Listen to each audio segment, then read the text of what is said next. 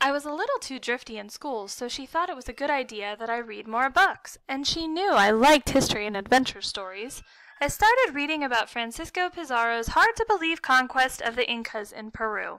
In 1532, Pizarro and fewer than 200 men captured Atahualpa, the Inca chief, who had an army of 50,000 soldiers. Pizarro's men fired off an old flintlock blunderbuss, and the noise and smoke scared the Inca army, and Pizarro jumped on Atahualpa and held a sword to his neck, and in that very instant the entire Inca empire was defeated. Amazing! Pizarro then held Atahualpa hostage for a ransom of gold, so the Incas brought Pizarro piles of golden life-size people and animals and plants, all sculpted from solid gold, as if the Incas had the Midas touch, while they strolled through their fantastic cities and farms and jungles, and everything they even gently brushed up against turned into pure gold. But no one will ever see that life-size golden world, because once the conquistadors got their greedy hands on the gold, they melted it down. They turned all those beautiful golden sculptures into boring Spanish coins, and shipped boatloads of them to the King and Queen of Spain, who loved the gold but wanted even more.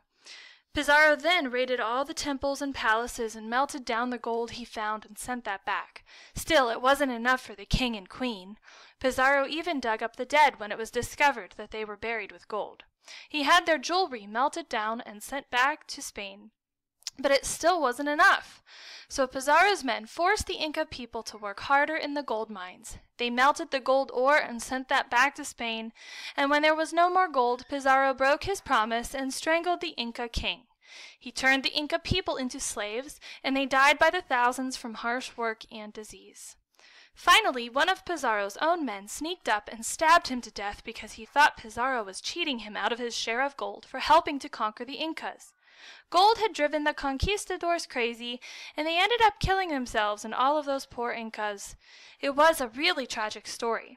I just wished I had been with Atahualpa and his army when the conquistadors fired off that blunderbuss. I could have told Atahualpa that I had fired off a rifle too, and that it was scary, but not to panic. Then we could have ordered the Inca army to capture the gold-crazed conquistadors and saved the Inca civilization, and history would have been different. If only.